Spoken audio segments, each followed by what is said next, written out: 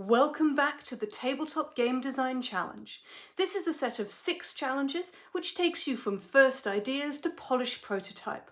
We're going to go through one of these challenges together. Let's start with 1, the ideas. What is the game about? Now, we do have a downloadable template, but for this, before I even start writing on this template, then I'm going to look at the first 2 questions. These are the most important questions, so I'm going to get more than one idea down on paper first. Maybe you already have some ideas, but I'm starting from nothing here. Question 1 is the story. What's the theme, the setting? Who are the players being in the game? What's their objective? The general theme brings a lot of the fun, provides a lot of the conversation, plus it helps players to get what they're supposed to be doing.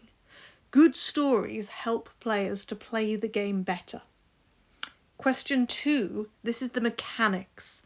How does the game play? What's going on? Will you be collecting cards, moving pieces? Really practical questions.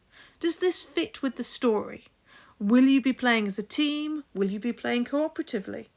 So the story and the gameplay go hand in hand. We're going to do them together by taking one big bit of paper, cutting down the middle, then using different pens to write story suggestions this side, mechanic and gameplay suggestions that side. These can be whatever you want, and let's just start with some weird and wonderful ideas and see what we can do. I'm going to fast forward this bit so you can see what my story ideas were. Right, here they are. Trying to sabotage the election? You don't know who's human? Someone has head lice? Stalagmites and stalactites? Different food for a party? You're a shark, you can't stop swimming?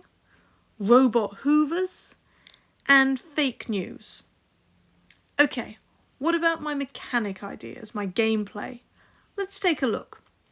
Set collection. Scoring for the players next to you, maybe also using the players next to you. Lots of dice. Moving multiple meeples. Programming. Remembering which cards score which and where they are. Balancing cards on top of each other.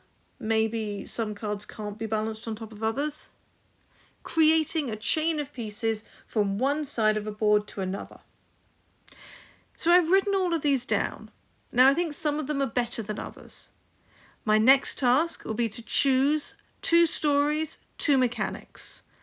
So for this, then I think I'm going to take robot hoovers, but I'm also going to take the some players are human and some are not.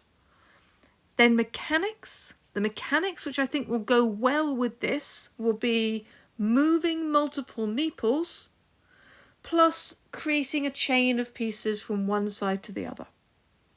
So let's start filling in this template. What's the story? The story is there are robot hoovers, you have one, you don't know who the others are. Make a pattern. Okay, how does it play? Move multiple hoovers each turn, trying to get them in the right places to score points. What are our components? We'll need some sort of board or playing space. Then we'll need some little coloured counters to be the hoovers. Probably 1 per player, plus 3 extra to cause chaos and confusion. So remember, we don't want the other players to know which hoover we are. Then we'll need some kind of cards to tell us which hoover we are. Maybe some cards to determine movement, plus some scoring cards. What happens? Maybe we move 2 or 3 hoovers per turn. Definitely quick turns. Let's say that this is a game for 2 players minimum to 6 or 7 maximum. Let's make it a short game, which is about 20 minutes. How do we want players to feel? Well, let's lean into the chaos. Players should be trying to work out what the other players are, which hoovers they are, so they can avoid giving them points. And finally, what makes this fun and interesting? Well, probably moving multiple pieces. That sounds like fun to me. So we filled out the template. Frankly, this looks like it could be a really good game. My next step here is going to be a prototype. So come back for the next video on this. Why don't you try designing this yourself? Try looking at these ideas, get some down on paper, choose a couple, just see where it goes. You can design your own game. You can get this template by going to kidsgamedesign.org. Remember that while the competition will only be for people who are 7 to 16, the templates can be downloaded by you all. So, what are you waiting for? Get designing.